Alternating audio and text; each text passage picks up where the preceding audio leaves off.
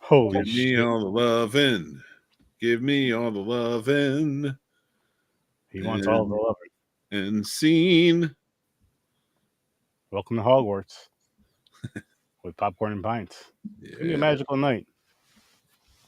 As you can see, one of us is not here tonight, but we'll conjure up a little punishment for him. Don't worry about that. Don't worry about that at all. We're here tonight to discuss Harry Potter and the Prisoner of Azkaban and Harry Potter and the Goblet of Fire. Should be a fun night, though, gentlemen. How you guys doing? How's everybody doing tonight? Good. Do anything fun? Kid's birthday party. So no. Nice. Watch. It was good. It was good to see the people, but kid's birthday party. You're like, Yeah. If I don't have to, I don't want to go. nah. And like, what is the situation where you don't have to go to a kid's birthday party? If it's not your kid, well, you would think if it was your kid, you'd have an easier decision, right? Like, this is mine. Like, it's not a societal thing. I just don't have to go. yo, you know how crazy I said that deliberately stupid. Let's talk Like this about is his party. I threw it for him. It didn't say I had to be here. Yeah, like you did, I drew the party. you did everything for it. And you're a good parent. You do everything you're supposed to do for your kids. You did everything for the party. You buy everything all set up. You're just like, all right, well, I'll be in the basement. no, not even that. You just leave. Not even in the basement. You leave. Like Saint Mick is the one. Saint Mick is the one that leaves, and not only that, but we're personally going over there to see him. Here's the gifts. Like, well, where's Mick? Like, oh, he left. How awkward of a situation would that be? Yeah, it would. We'll be sitting there like, what the fuck? Like, no, he didn't tell you guys. Like, no, he said he was doing something new for the boy's birthday this year. That he would pay for everything, get everything all set up, and then as soon as guests arrive, he's just gonna leave like 5 minutes before everybody gets here. That's my favorite thing. Oh my god, it's just I wonder how that would go down. Like, oh my gosh, like sayonara. But you did everything. Not only that, so you don't sound like as much of an asshole because that just sounds terrible. You took them out for a birthday dinner to their favorite restaurant. Let's say on their actual birthday. This was like their weekend thing with the friends and family. And you just didn't want to deal with the shit. You're just like, all right, I'm out. Here's everything you need. Bye. There have been times in my life where that is true. Where it's just like I had to weigh this option. Like, do I go to this right now? And I'm not even saying it's my kid. I'm just saying there's times in my life where I'm just like, he's talking about his kids. do I want to deal with? No, I'm not. I'm talking about no, of course, not my kids, but like family members where you're just kind of like, I'm good. But just imagine that though. You're just like, you know what, man? Like I see this motherfucker every day. Oh, that's new. I look like a rabbi, I guess. There you go. I just need a yarmulke, right? That was amazing. But that'd be hilarious. Like, can we stand a rabbi thing for a little while? That's pretty good. Chris said I look like Hogwarts accountant. There you go. So we got IRS, accountant, and a rabbi. Oh, I don't know if that's a good idea. We're going down a dark. Dumbledore owes some taxes, people. Uh-oh. It's the scar. He owes some taxes. I got a scar in my head. See, I got the lightning. There you go. You said the scar. There you go. Oh, man. I'm loving it. This is a fun night. Oh, starting off talking about ditching. I wish I could do a British accent. I'll talk it through this whole fucking show. Me too. I wish I could do it. I can't. We should try. Let's just try our work. No, you don't want to hear mine. Don't want to. What's you writing for this, mate? See, mine's bad. Mine's like, would you like a cup of tea? I don't even know what it sounds like to try to even do it. Like I have to hear it. Would you like some biscuits? Who would I need to listen to Michael Caine? Let's do Michael Caine. Like, well, what's your night's job, mate? It's got a. What was that? I have to think about certain actors to even attempt it. It's not good, but I have to attempt it. Like I can attempt it. You know what I mean? Like, let's Severus Snape. Let's do that one. Like, I love Rickman, but like, well, Potter, See, I can't really do it. I can't do it well, but I'll try. I'm trying here at least. You two aren't doing anything. I can't. Yeah, but your You uncle's know what I British. mean with the British be accent. easy. My uncle's British, you said? Yeah, on your mom's side. Oh, yeah, that's true. I wish. You wish Mick's uncle was British on his No, mom's I side? wish I had Oh, like I was about to say. I wish I could I wish I had the accent. Yeah, I Like wish that, I could do that, the accents and all that stuff, turning on and off. Dude. So, gentlemen, let's dive into this. Let's dive right in. Let's do it. You know, the prisoners one. Oh, wait, do I have to do mine first? Yeah. Oh, for, yes. for last week, we do. Actually, you're three. All right. Start off with the Harry Potter ones. So we can get your ratings for the first two, and then your punishment movie, and then. Okay, my ratings for the first two movies. These were first time watches for me in like 6 or 7 years. Not first time watches. I'm sorry, I saw them in theaters, but I fell asleep. Damn. I was like 18 when they came out. Okay. Well, I wasn't the demographic for it. So like I fell asleep. They were very kids movies. And I started liking them more and more by the time we get to tonight's movies. So I'll talk more about that. But I did this time around with my son, really enjoy them. I watched them, I'd say with fresh eyes with my stepson about 6 years ago. So like that's why I say first time watch, really. And like where I started getting the story and I'm like, okay, I see what's going on here. I had a lot more fun watching them with both of them this time. The first two, for me, that raised it a little bit. I would put now the first one at a 6.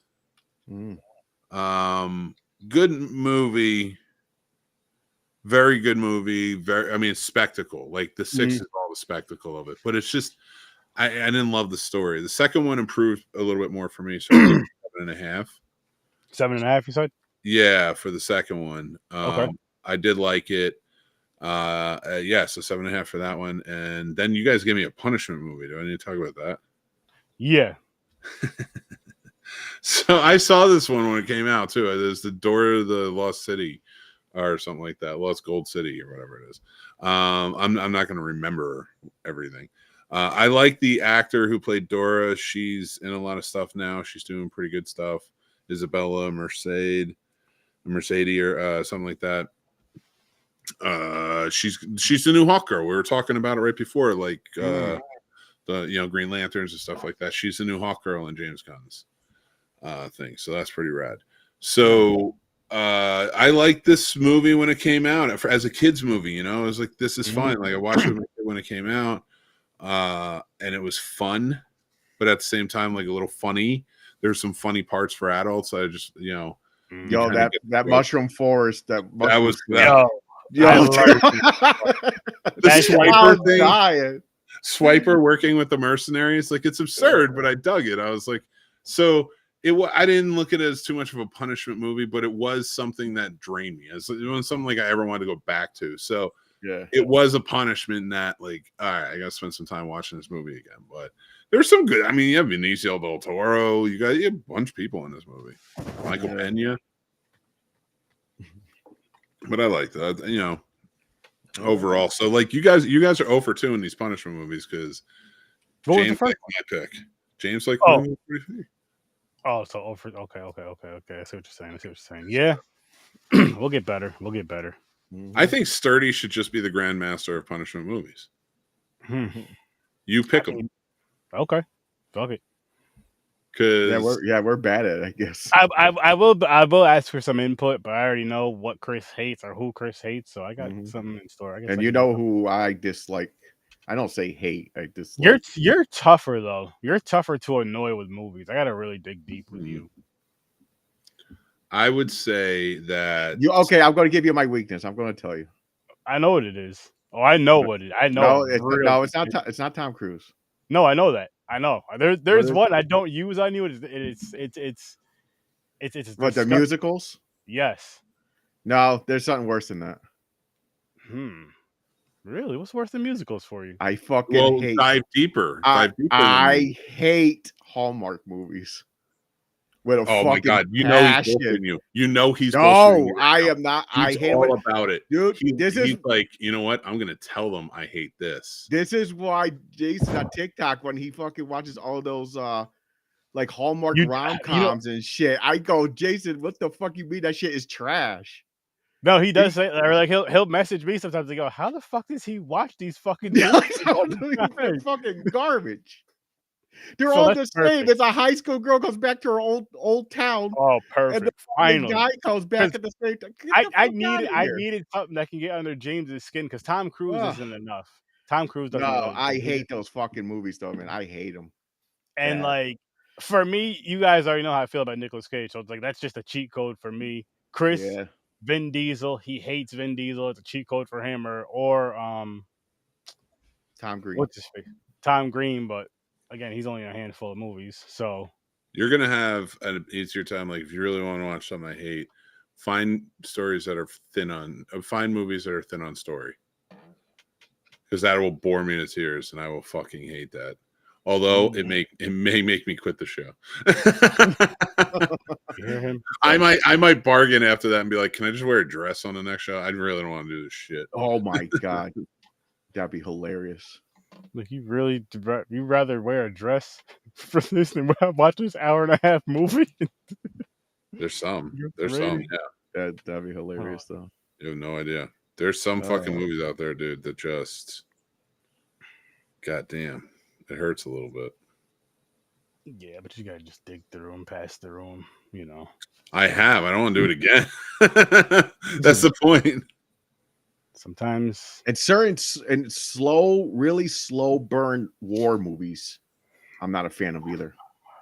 Oh my god, we should make them watch All Quiet on the Western Front, which in my opinion is one of the greatest war movies of all time. But something tells me, James. Something tells me I'll hate them. Well, I guess next time James has a punishment, you can give him that movie, Mick. There you go. Yeah, there you go.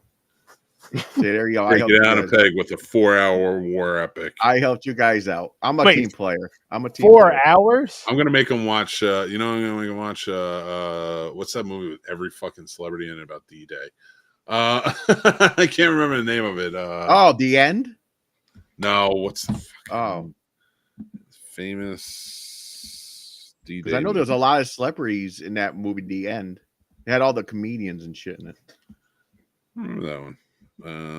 The Longest Day. That's right. The Longest Day. I never heard of that. It was from like 1950 or 55 or something like that, I think. God damn. And it's like every major actor was in this movie, from John Wayne all the way down to Sean Connery when he was at his young, like this was like him in a young role. All of Hollywood. All of Hollywood was just in this fucking movie in different points, and it was all about D-Day. It's a fantastic movie. Oh man! But if you get long, and they're trying to be accurate about it. So that's like a punishment for everybody on this show, but you. I know. Well, for anybody. 6-hour long movie. Throw that to Chris just for him not being here. I don't care. He doesn't feel good. That's his fault. Make him watch The Alamo from 1960. Okay, there we go. There you go. That's another one for James too. Like, I think I've seen that actually. I love it. I think I've seen that. I think my father watched it, and one time, and I was sitting there, or my grandfather. I mean, I love that your grandfather and I have the same taste in movies. Well, he just had Western Channel on all the time, like Western movies and older movies like that. Wait, what was it called? D-Day? The Longest Day. The Longest Day. Because it doesn't have the action of like Saving Private Ryan, but it is about what year? D-Day and the invasion, but also what happened afterwards. Hmm. You know. What year do you know? Either 50s or 1960. All right. Oh, 1962. And I dude, I remembered that without even looking it up yet. 1962. Yep. Yeah, I mean, Jesus, this thing had everything. Henry Fonda was in it. Robert Mitchum, Robert Ryan, Richard Todd, Sean Connery, Richard Burton. That movie, if it's one of those like really in depth but like not a lot of action, it's gonna be boring. It's gonna piss him off, and I'm so excited. Hopefully, it makes him feel better though. That's why we're doing it. Like if old movies are like something that bothers you guys, I got some. It's not even old movies. Movies. It just depends on how the story's told. Like for me, if it's an old movie, the story's told good, and then you get some action with it, cool. But if it's one of those ones that's just like a long, drawn out, boring story, it's just like a long drawn out like history story. No, I don't want that shit. Like Oppenheimer, just telling you like how he made the bomb and all the politics behind it and all that. You're like, I don't give a fuck. We gotta live in your mess. Yeah, see how we got here. I'm being honest. Oh man. I love it. So we're on to. So what'd you get to? What'd you give Dora? Oh yeah, what'd you give Dora? Probably a 4. It's just not for me. That's not terrible, I guess. Part of me feels like I gave it a higher score than that. Oh, I gave it. I don't remember. I really enjoyed it. That's hilarious. I think I did give it a higher score though, because that fucking part made me die laughing. The maybe I'll give it a 5. That shit was so fucking funny. It was. It just shocked me. I was like, they put a fucking drug trip into this fucking movie. They had because they were like, you know what? They're like, parents brought their kids to see this movie. We need to throw something in here to where the parents are gonna laugh, and we know why the parents are gonna laugh, and the kids are gonna laugh because it's a cartoon, because it turned into a cartoon. Yeah, but the kids are gonna question like, why did they start acting like that when I ate the mushrooms? Daddy's gonna be like, because they're poisonous. They're dying. They're dying. It was good, Troy. It was good. Hey, Troy. What's up, Troy? I love it. So also, thanks for joining us, Polar Nights. Yes. What was it? It's on you. How do you feel about Prisoner of Azkaban? This is one of my favorites. Yep, mine too. I love this movie. I think this was fantastic. It's one of the most different. I have a Tommy fact. So my kid knows everything about these. He's read all the books a bunch of times and all the movies and such tons of times. And he told me, and I thought it was interesting. I want to share it here. The second movie is the longest movie, and it's the shortest book. That's hilarious. And Order of the Phoenix is the longest book and the shortest movie. That is so weird. Yeah. So I thought that was just interesting to share before we get there. But I love this movie. I thought it was so good. This is where it really hit its stride for me. I was like, okay, they're teenagers now. We're taken to a place where you can you can kind of get into it. It's more adventurous. Prisoner of Azkaban, man, was you add Gary Oldman in.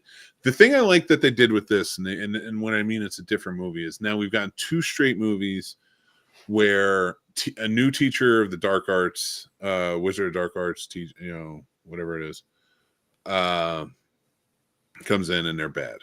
Then now we get Lupin, who seems like a really good character. He's connecting with Harry again, which to me, when you're first watching this, you're like, all right, come on, Lupin, like come on, Harry, why are you falling for it again?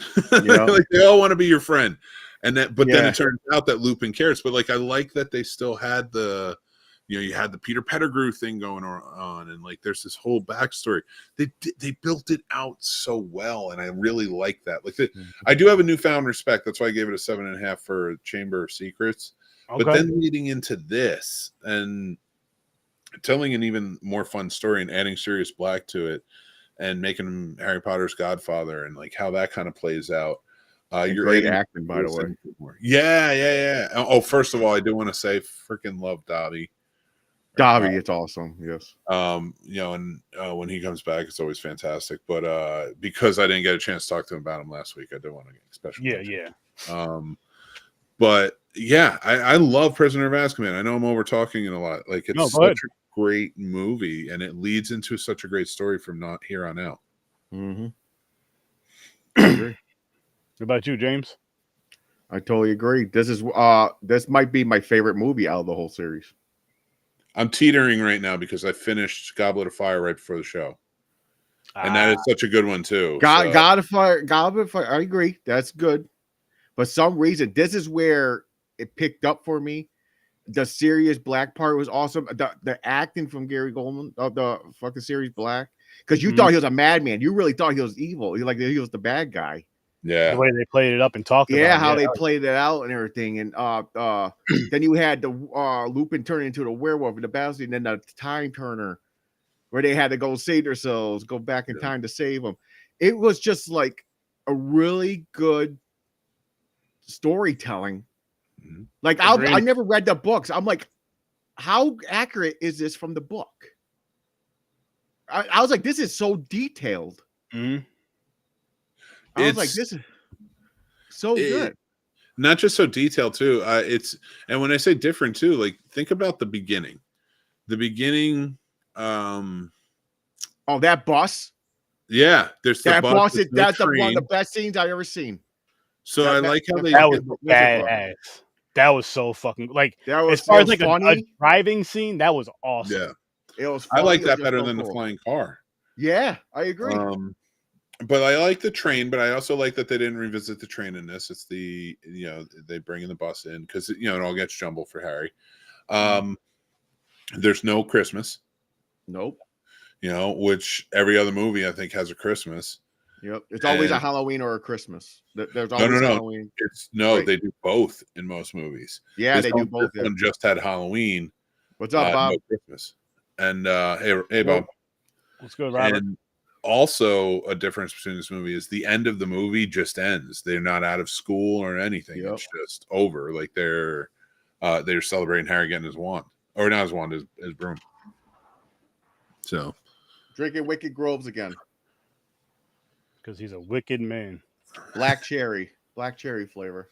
Because he has a black heart. I'm a ball on my back. I forgot what I was gonna say. So that's I mean, like that I love this fuck.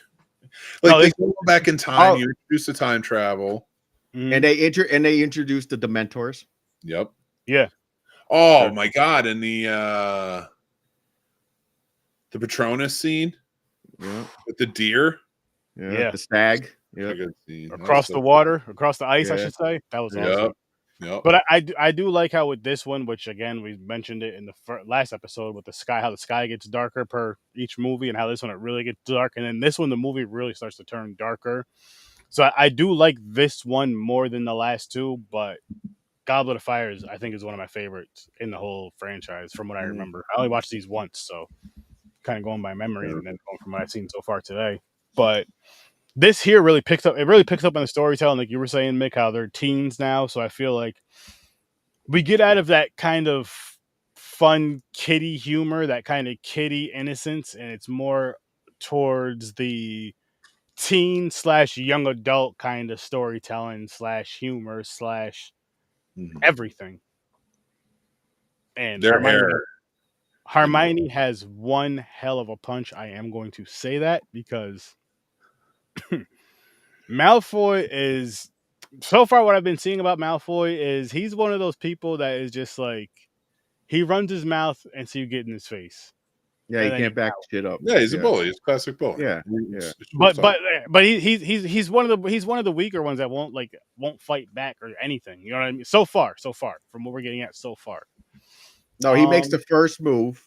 And if you don't do nothing, he'll keep going. But if you stand up to him, he backs down. What I will say about his character from watching it, going through this a second time, is I like it more now because it's more, one, it's more understanding as to why he is the way he is, but two, it's you need a character to kind of play the complete opposite of Harry's role. You need kind of like that. Oh, of course, and he plays such a big role going forward too. Yeah. Oh yeah. He's just perfect at it. He has like the perfect look. He's just perfect at the role, which makes me actually. The first time I watched this, I did not like him at all, and I actually like his character just because it's done so freaking well.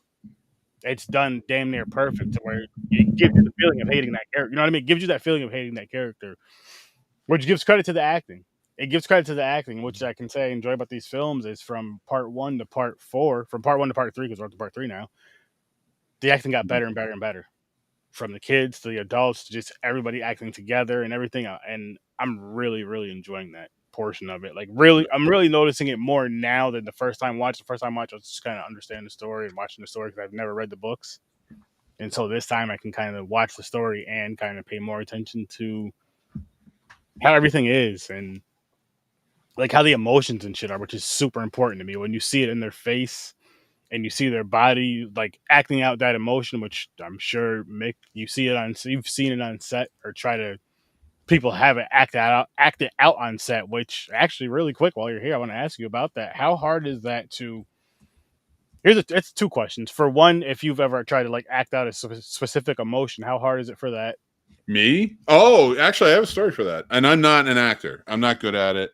And then that's not me self-deprecating either. And don't mind me. I have to plug in my computer or it's going to die. Yes. And I screwed up by not setting it up properly. Like I should. Okay, we'll hold on that question. There it is. Nope. Saved it. It's good. It's good. Told you. Okay. It's a two-parter. I just want to ask you both just so I don't forget. Yes. You all good? Yeah, I'm good now. Good. The first part is like as far as the acting aspect, and then that second part of it would be just like from the opposite, from the directing, like trying to guide someone to act out. Okay, so I think this will answer it because this is 100%. I am the student in this story. I am not. So if I'm passing any wisdom, it's not. It's my own. It's not my own. It's not my own. It's something I've learned along the way. So I was doing a play years and years ago, and I was really getting into acting. This had to be 2001, 2002, something like that. So a long time ago. And it was called Private Lives of the Master Race. It was a series. It was like an anthology sort of play by Bernard Bernholt, I think. I'm not 100% sure who the writer was. I got to go back and look.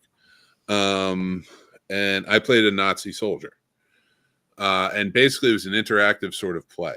So we set up the stage in this little theater to have like row seating, and we put like gates around it, and we put like fake barbed wire around, and then we did the stage as sort of in a sort of swastika type of symbol, because the whole point of the play is that you're supposed to feel like you are surrounded by this force, and how that force is affecting everyday people in their lives within that region of, like Germany and Poland and like in all these areas in Austria. So all of these stories come out about like one of the scenes that and I know I'm going on long and I'm sorry, but you're good. One of the scenes in it that I had to do was I play a Nazi soldier who was about to go off to war, and I have a dying father, and I have to go there to who is a Christian. Oh. And I have to go, and he's pleading with me to denounce this. And I am standing by my principles of sorts, like the character. Yeah. So, and I remember because this is the first time I ever felt like I was an actor. And it was because of the director, Tom. And I'll never forget it because of what he did. And I'm supposed to have this emotion, like I'm supposed to be stoic in this moment, like you see so many of these Nazi soldiers were during these horrific times. But my father's dying, and I just want to reach out to him. So I'm saying the lines, I'm trying to draw the emotion out. I'm trying to think about it, and I am, and I'm thinking about certain things in my life that are really helping, and like what it can be. So I'm getting emotional, but I'm taking it to the wrong place. I need to take it to an angry place, and I didn't know that. I was trying to take it to a mopey, sad sort of place. Yeah. Like that, sort of. And he wanted me mad. He wanted tears in my eyes, can't look mad. And I didn't know how to do it. And he just kept saying, and like he starts to say the line. And say the line. He's like, say the line. I'd say the line. And like take after take after take. And it's not takes. I'm saying takes, but in plays, it's not takes. It's just you're just rehearsing. You're doing it over. Yeah. And and he kept saying, but every time he kept saying the line, he said it differently. But it was within the same line of like temperament. But it was getting angrier. He was growing angrier. he was getting to the point where he's screaming in my face, red, tears in his eyes, screaming in my face, say that, you know, and like I'm red in the face and I have tears in my eyes because now I'm pissed because this guy is screaming in my face. And this is how he knew to get through to me. He was like, all right, you got this big guy. He's like, how do I get through to him? How do I make him feel this? And by that time, he's like, and then he's like, say the line. And I said the line. And he goes, perfect. You did great. Fantastic. And he praised me afterwards. And like, it was that moment where the come down where everybody's clapping because they saw exactly what happened. And I'm like, I don't know what happened. You know, you get so sucked in and then you realize it afterwards. You're like, I was about to punch him. you do. Like, you're like, is this escalating to a point where I'm going to have to punch this man I look up to? You know, sort of thing. And in a thing that I'm trying that I don't think I'm even good at. So for all of that, and I look with this is a terrible time to do it because I have a hat and fake glasses and I'm literally a scarf on and I look like a goddamn know-it-all hipster. So, and I don't know anything about acting, but this is something from your question, your perspective, from that side. And I shouldn't say I don't know anything, but I do. Well, yeah, I was gonna say, you know, so it's just from what I do know some things. Yeah, you know more than what you know more than what I know. I mean, I acted in one play in kindergarten, and Jeff, Josh, and Aaron, if you have the tape, please release it because I'd love to put that on my YouTube channel if you guys can get that to me. I had stage fright. I didn't do none of that shit. I would have did honestly. It's something like looking back. I wish I had like an older cousin that was into that kind of pushed me in that direction because I would have probably done it and enjoyed it. Yeah, I think so. I think you know we're all sort of entertainers in our own right, so I see that. Nope. You know, hey George, how's it going, sir? How's it going? I'll tell you though, to answer your question about like seeing that thing draw that emotion, it's like a really good director. And I've been very fortunate to see that acting from the side of directors, both good, bad, and otherwise. They're from a good perspective though. Like, how did you bring that, or did you bring it out? I don't. No. I'm not talking about me. I'm talking about really good direction. I've only ever really directed a couple, 2 or 3 shorts, right, and maybe some little things like little commercial things here and there. Nothing really, and that was like mostly in college, so it's not like I followed that path of producing and like more into writing and such. If I can get this project done and actually made, I'm gonna try and direct. But to answer your question with like good directing, watching good directors isn't just watching good directors on set, it's seeing how they kind of handle most things. And I'm saying that from like more of the producing or UPMing side, things like that, and like getting to know directors. You kind of get an idea of like, and I'm talking about good ones, okay? Good to great. Bad ones, they just don't get it.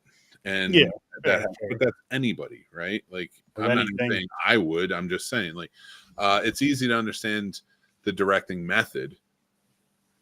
You know, you can read it in a book and learn the skill and everything that comes with it, but like actually getting into it and being able to understand like, what does this emotion need?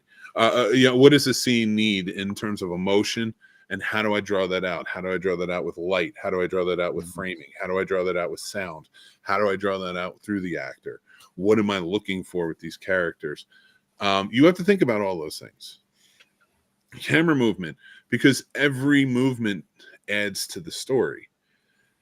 You know when somebody's in trouble in Jaws when that push-pull happens and when he's sitting in the beach chair and it's like Spielberg knew that was going to draw attention.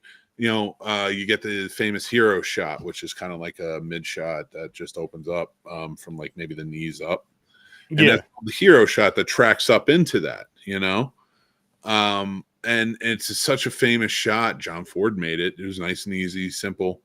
And how many times has that invoked?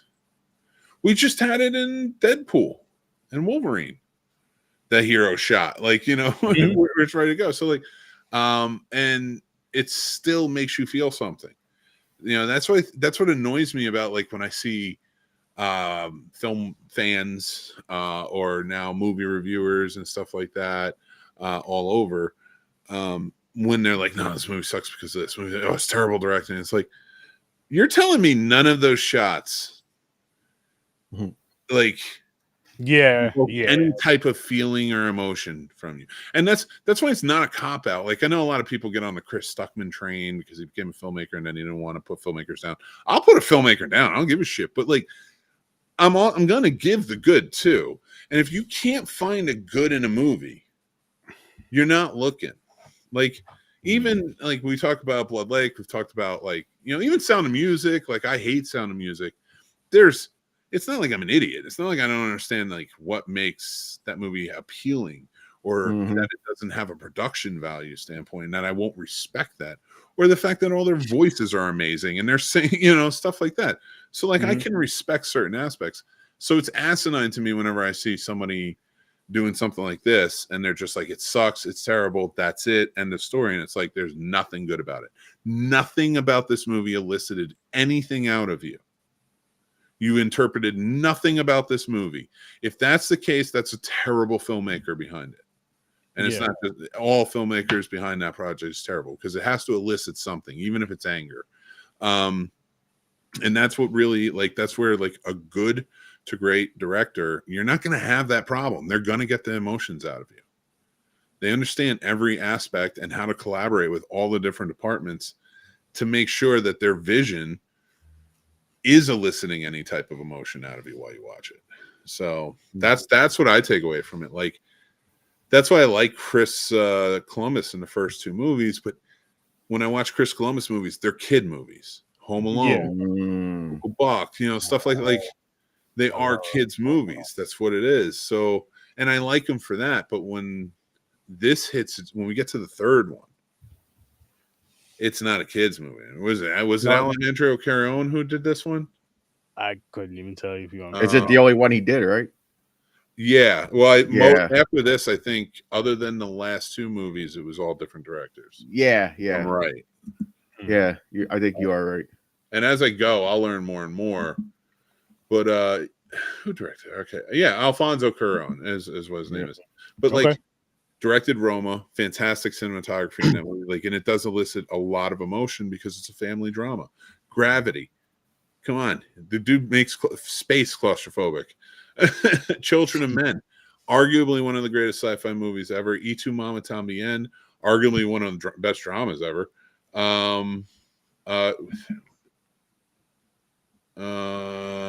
What else did he do? What else we got? I mean, just tons of shit. You know what I mean? Like, he's like such a great director, and then he steps into this and he makes something different in the Harry Potter world. Needed. That's how you tell. I think it was needed too, and you needed more of that kind of teenage, young adult kind of feel for these next few movies. Well, stick with 3 and 4. Sorry, stick with 3 and 4. Just because the kiddie cuteness, yes, it's cool and fun, but I think that could only go so far with a story. Because I mean, these kids are getting older anyway, so it just makes sense to make the story grow with the kids. As far as the kids are getting older, they're maturing, so it's like make the stories mature more. You know, make them more entertaining, a little darker. And it's gonna get darker because the whole goal is to kill Harry Potter. Yeah. Listen, poor Harry. This kid's just trying to have some fun. He was living under a closet. Like, you got to be a real. And Dumbledore keeps putting him in danger. That motherfucker. He really does. Oh, speaking of, I got a fucking rant just like the other last week at the other two movies. That's it. What do we got? It's not really a rant. I got a complaint. So, once again, favoritism. Harry Potter attacked a teacher. He hit Snape with a fucking spell. He should be expelled. I don't care what the excuses are. He attacked the teacher. That's not true, because there is I don't know if it's this one, it might be the fourth one. Snape hits him and Ron. And with as much as Harry Potter's been through, yeah, he hit Snape. But like, you want to talk lawsuits? Harry Potter could be like, dude, I'm a student here. Why do I have to keep fighting everything? I'll just say it. They just let Harry Potter and Gryffindor get away with everything. They can do whatever the fuck they want. I do actually. I don't mind with the the points game. at the end of the first one anymore. Say that again. I don't mind the extra points at the end because all he does is give them their 50 points back. So they didn't really like get anything extra. He gave them all their 50 points back for the things that they did. They did get a little extra for long bottom something. Yeah, but he earned it. He did stand up to them. He was going to fight them. Yeah, but is that really a point system for that? Was that in one of the books that said if you stand up for someone, you get 10 points? Get the fuck out of here. They made that. She took those points. She took 50 points from him for being in like the wrong place or whatever. Like, yeah, no. I got to argue that. I'm sorry. I got to argue that because like, and I like McGonagall, but like that was kind of shitty. She took but like Aaron said though, he already announced the winner though. He said Slytherin's the winner, but then he went away from them. Then we got it was terrible. It was really shitty what he did. Henry, his magic. Oh shit! What's up, Henry? Oh.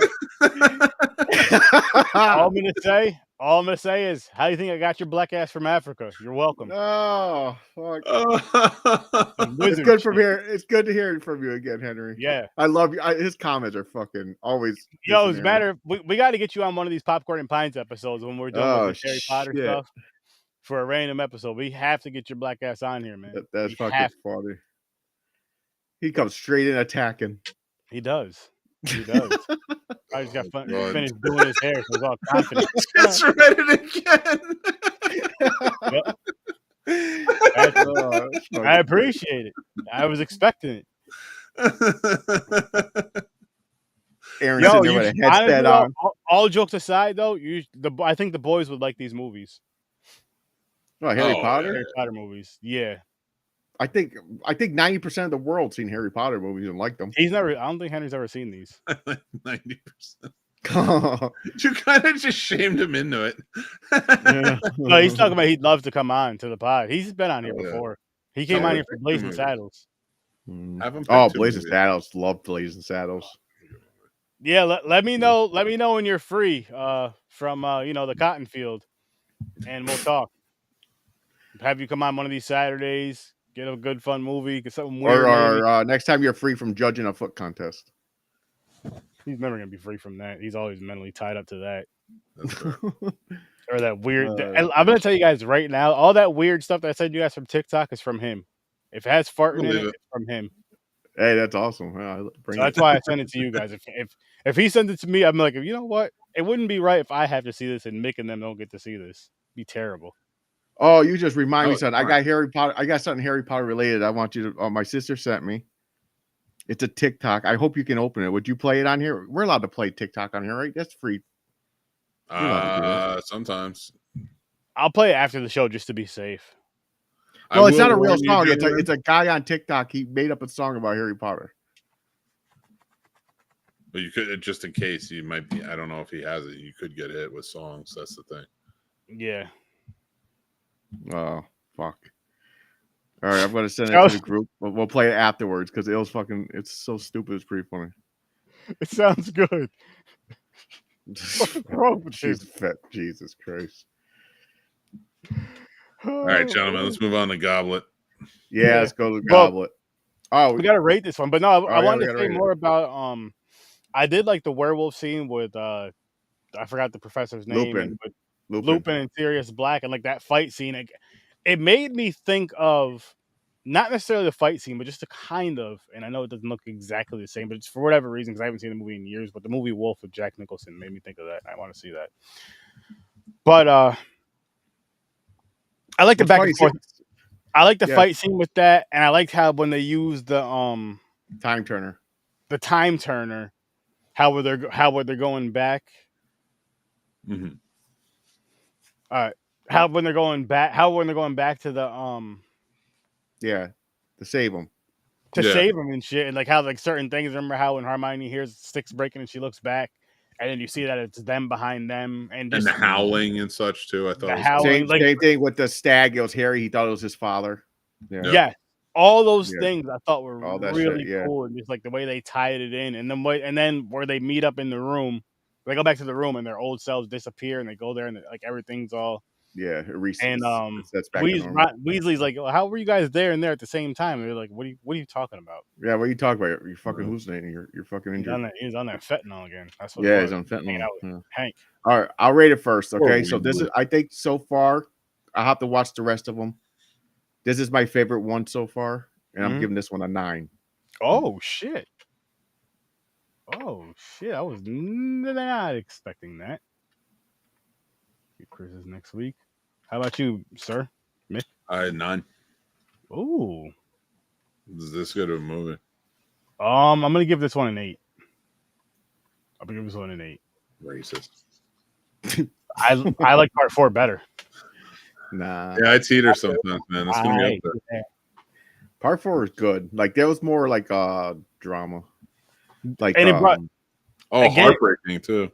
Yeah, it's heartbreaking. That's what I mean. More heartfelt, like heartbreaking shit. A lot of it was. Okay, well, we get to explain why. In anger, I think it was different. We're on the Goblet of Fire now. People. Goblet of Fire. There we go. So more in this one. He's finally back. We'll let Mick go first because he's gonna have to go. Yeah. And you. Yeah. Okay, so sorry about that, guys. No, it's all good. It's all good. Oh, really enjoyed this movie. I think it's a great follow-up to the last one. Great in tone comparatively. Robert Pattinson's great as Cedric Diggory. The whole story with the Triwizard contest is fun. It's different. I like that we got 2 movies that were very similar in tone, then one that was wildly different, more of a horror movie, actually. Just the movie, which is also more of a horror movie. I think that's why I liked it better, maybe. Yeah, I think of that. Jesus Christ. Still adds an element of like adventure, with the games and such. So I really just enjoyed this all the way through. And like it's very similar to me. I think these 2 play out well. I think after this it gets it's almost like it takes us out of the story a little bit, like the main through line. But while also still being very much ingratiated in it, because you have Peter Pettigrew, you have Barry Crouch Jr., you have Sirius Black and Lupin and everybody, all these people who were fighting the war. Now with Voldemort arriving, so like you're setting up something really good, but it's very focused on the school and on the students. I thought this one, and I like that. Yeah, hell yeah.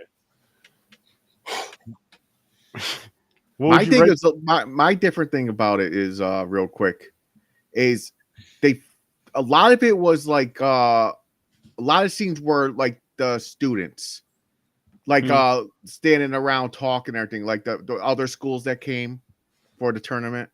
Yeah. So it wasn't as much as like Azkaban. It was like constant like drama, like all the scenes were like something was happening all the time. Yeah, something was happening. I think that's what the difference was. This one is good. Don't get me wrong. Like it was more like more like emotional, like sad, like oh my god, someone fucking important dies. Like oh my god, a kid dies, and like Cedric at the end and shit. But no, it is a good one though. Yeah, I really. Do you have to go, Mick? I do have to get going. Do you want my rating before I take off? Yes. 9. You can give this one. Nice. 9 and 9. All right. All right, gentlemen. Thank you so much for having me today. Yeah. I'm sorry I have to bail on you early, but I was all right. No, man. Later, gentlemen. All right. Have a good one. Enjoy the rest of your night. Mary, I said hello. So, like, I really like this one. It got darker than the last one with, of course, just darker. Yeah. The tournament, because there's a death in this one for one. True. There's the anger, the anger, the feeling of betrayal, but there really wasn't betrayal with Ron and Harry. With Harry. They're little. It was a jealousy thing. Yeah, no, it wasn't. Ron was jealous. Yeah, Ron was jealous. And it was weird. He was jealous about this, but he wasn't jealous about the fame when he first met Harry Potter. You know what it was? It's because he thought he really wanted to do this. He really wanted to do this tournament, and of course, be the champion and just be. And he didn't talk to him about it. Yeah, he didn't talk to him about it at all. Like Harry's supposed to know this. I don't know. But sometimes Ron's a bitch. He needs to calm down a little bit. He's a loyal friend and everything, but he does have his moments. Like, yo, you need to take a chill pill. From what I'm seeing, though, I mean, because he does a lot, though. Like, I remember from, what was it, part 2, where he sacrificed himself, right? For the knights, for the game, chess game. So he does do a lot, but he does, like, I mean, he's a kid. And he's a teen. He's a kid. Yeah, they're all kids. They're youngest. But he's a kid, and then they're doing adult shit. They're age 14 in this one. And yeah, I was gonna say, you figure in this one, the age that they're at, and then he starts having these feelings for Hermione, and he gets jealous of shit, and then he doesn't know how to express himself, of course, and she's mad at him because he didn't ask her until it was the last choice, last minute. I don't even think for last minute, last choice. I think it was just last minute nervousness, and he just. He's a guy. No, she said your second thought. He didn't think of asking her first. He was trying to find someone else, but then he was like, I can't find no one. Hey, you're a girl. That's true. Yeah. But she was pissed off about that. Yeah.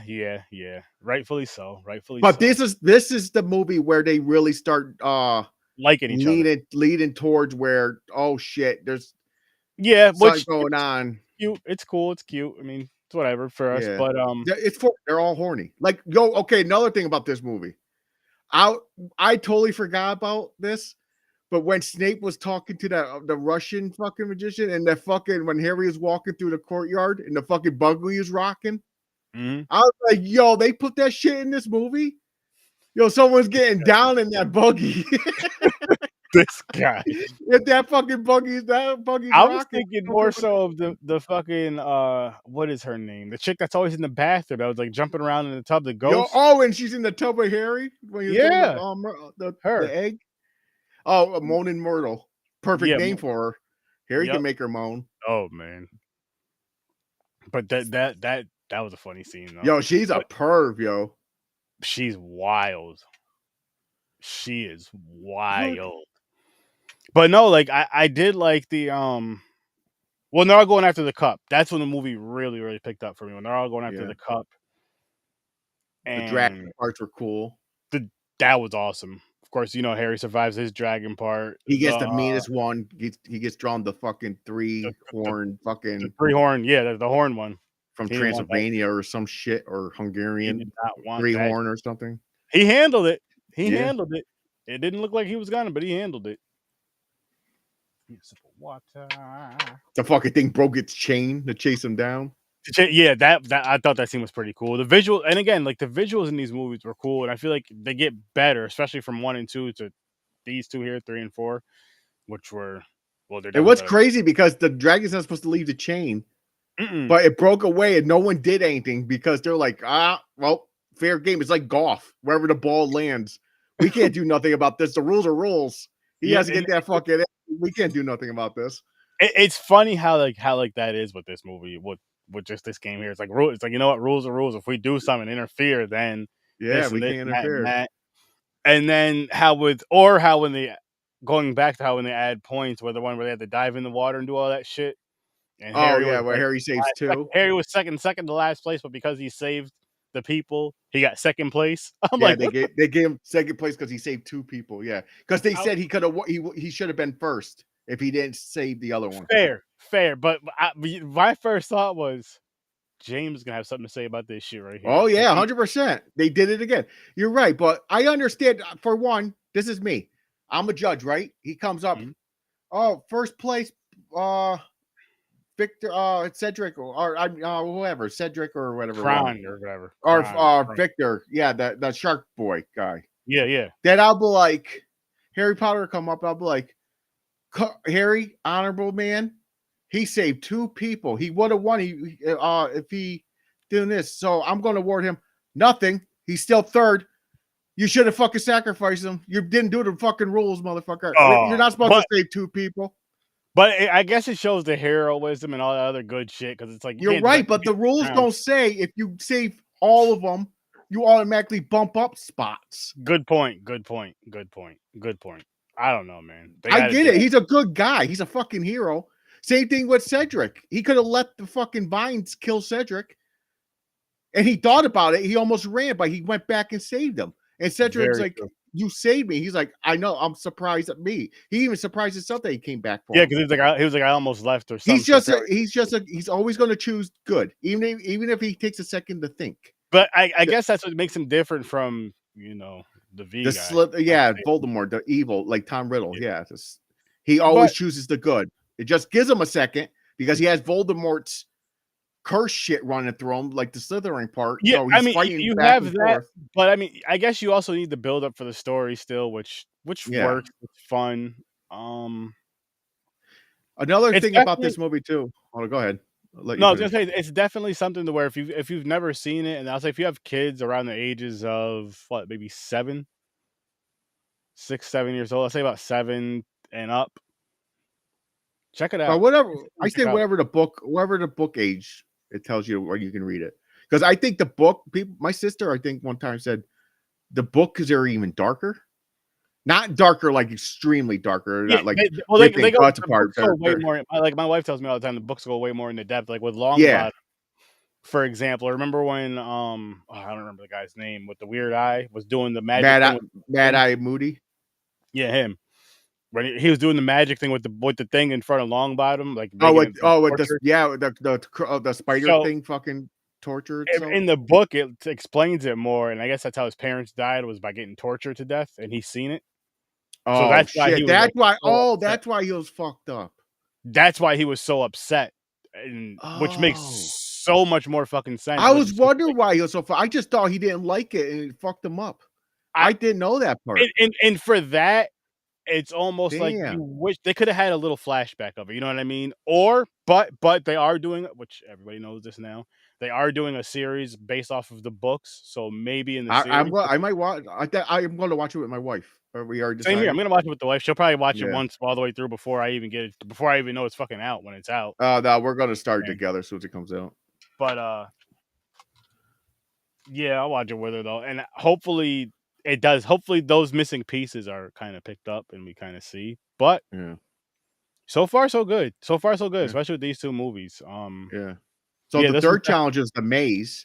I wish the maze was a little bit better. I wish there was like a fucking in Roman the maze like Hercules times. There's that fucking guardian. Was it the centaur or something? I wish they had like a centaur in there. The fog thing was okay. It was like the wind that was chasing them down. Then the vines part was pretty cool. Like it wrapped up the girl and sucked her into the bushes. It didn't kill her though. So why was Cedric afraid like it was going to kill him? That was kind of weird. But anyway, so Harry saved him. So they decide to run and grab the trophy together, brings them to a fucking cemetery where Voldemort's father's grave is at. Yep. And this is where they do a spell to bring Voldemort back. But here's the part I didn't like. I wish it was a more drawn out scene. Because Cedric was smart. He put his wand up like he was going to battle. He said, "Who are you?" It should have been more of a shootout. It was too quick. Cedric was like, "Who are you?" And Voldemort was like, "Get rid of this, the whatever he called him, the extra." And he was like, that fucking Wormtail Pettigrew just did that curse thing and killed Cedric right away, really easy. I was like, "Oh fuck, man." I was like, it should have been a little bit better than that. A little more drawn. Like, I agree. Yeah, a little drawn out. He went out too easy. Like he was smart and shit. It's like they should have dragged it out a little bit. Like he had like a little chance. A little more back and forth. Yeah, a little more back. I wouldn't be mad at that. I understand he's young. He's only 17, but Cedric was a really smart kid and fucking like, he knew more spells. He was higher grade. He knew more spells than Harry. So it could have been a little bit better, I think. I wonder if there's more depth to him or more depth to that scene, which I'm hoping and I'm assuming in the books. Which in the books, maybe. Like I said, I don't know. I don't read. It's boring to me. I wish I can, because those books, my sister tried to get me to read them so many times. You gotta read them. You gotta read them. I can't do it. They're making a series, so I know it's going to help me out. That's my reading. Maybe I'll put the subtitles on. I'll read it. There you go. Well, what do you rate this one though, James? I gave this one a 9. You gave this one a 9. Oh, see, I'm the opposite. The Azkaban to me, it's my favorite one so far. The whole thing, what I can remember. I think I'm going to give this one an 8. Okay, that's fair. Yeah. No, it's really good. Like you said, this is where where they're showing death, especially a young kid, like a Yeah. student. Everybody's hurt. And by the way, that's another thing pissed me off. This What's up? dude died a day later. Everybody's laughing and cheerful and saying goodbye to all the other teams. Everybody would be fucking depressed still. Yeah. I understand you got to move on, but not after a day. Yeah, that's fair. That was a little weird. I'm like, why are they laughing? They And everybody do was that like, a lot. chill. They do that a lot in movies though, because we've I had know this they do. conversation a lot in movies. Oh, like yeah, like their parents die and they're like, you want to have sex on the couch with the girl? Yeah, I know that's just weird. Yeah, no. Like, oh wow, yeah, no. whoa, where's all the sadness? But I mean, movies got a movie and it's in the script. No, you're right. It's just those little things bother me still. I don't change my score or nothing because of it. But I know these little fucking stupid things that piss me off. That's the thing. If I wrote a movie, I wouldn't put that shit in there. I will try to make it as most realistic as I can. That'd be interesting. I would.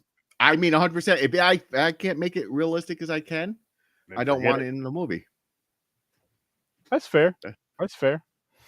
But people, we're gonna roll on out of here. We'll be back next Saturday. Next week for Harry Potter and Phoenix and Harry Potter and the Half-Blood Prince, which is gonna be a good time. It's gonna be a good time. And these keep building up. Like Mick said, though, I understand what he says. Like, but it still builds up. But I get what he's saying. Like these two, this is really draws you in. Well, because what it is with these two though, James, is they bring it to that next level. Like the first two, again, they stand out. So, the first two, they're kids. It's like an introduction to the story. It's just that there's all the fun, cute shit, and then with these two, it just brings it to that next level of listen. We're gonna take it to this tone right here, and it's just gonna keep increasing all the way up to the last. It's gonna keep increasing. These ones more of the I use the word politics, but not really. This is the more of the back of the scene. This is where they're planning. This is where the war plan's going on. They know the Death Eaters are Voldemort building his army. So this is where they're planning how to counteract it. Yep, they have. This is where it starts. So this is where the story takes that end, where Hogwarts is not like a normal school anymore. They're on defense. Yeah. I guess you could say. I was gonna say it was never a normal school, but yeah, you could say that. You could say that. So it's gonna be interesting because I didn't see these in a while. Yeah, it's been like a year or but 2 years. As soon as I start watching them, it's been longer than that for me. It fucking flashes in. I remember characters' names. Nice. It just floods. When I did the watch party, whenever I did that watch party for Streamline, did you do it too? Were you a part of it? No, I didn't. No, I didn't watch none of it. Well, just the only time I watched the Harry Potter movie is when my sister was obsessed with it. She's still obsessed with it, but not as much because she works and shit on time. But when she was obsessed, she read all the books, and when the movies came out, her birthday, we used to buy her all the movies or the book that came out that year. Nice. And she used to watch them. I used to watch them with her. Nice. Then she bought that trivia game where you put the videotape in. Yeah. That fucking thing. Because I'm the only one to play. No one else would play with her. So I had to fucking watch the movies to learn stuff because she used to whoop my ass. Even though it didn't matter, she still beat the shit out of me because she read the books. She knew every fucking detail, all the names. That's the only. Listen, I'm gonna tell you, like, say it's the other way around. Like, it's like, say if one day you're just like, you know what, fuck this. I'm gonna read all the books. You read all the books and you just nerded out, took notes and shit, and just did it just to prove a point. She wouldn't want to play you anymore. Yeah, but it floods back though. I'm like, I was like, I can't believe I know this. I know more about Harry Potter than I thought I did. Yeah, once you get into the conversation, because of all that knowledge. So shout out to your sister. Yeah. She taught me a thing or two. Yeah. There you go. But we're gonna get this one wrapped up, though, people. Yep. Make sure you come back every Saturday at 9:00 Eastern time from now till I think we got about 2 more weeks of this. Wait, what is this? 3, 4, 5, 6, 7, 8. Yeah, 3, 4. This is 5, 6, and 7 is 2 movies. 7 is 2 movies. So we got 2 more weeks of the Harry Potter, and then we're off to some more other fun things. So hopefully you guys come tune in and check us out. Again, we're here, Popcorn and Pints, every Saturday, 9:00 Eastern time. Go check out the scene times. Our guy Mick Manhattan. Link is in the description. Check out Horror Resource 30 as well, and Stories from a Bar. Thanks for popping by, and peace. Have a magical night. Peace.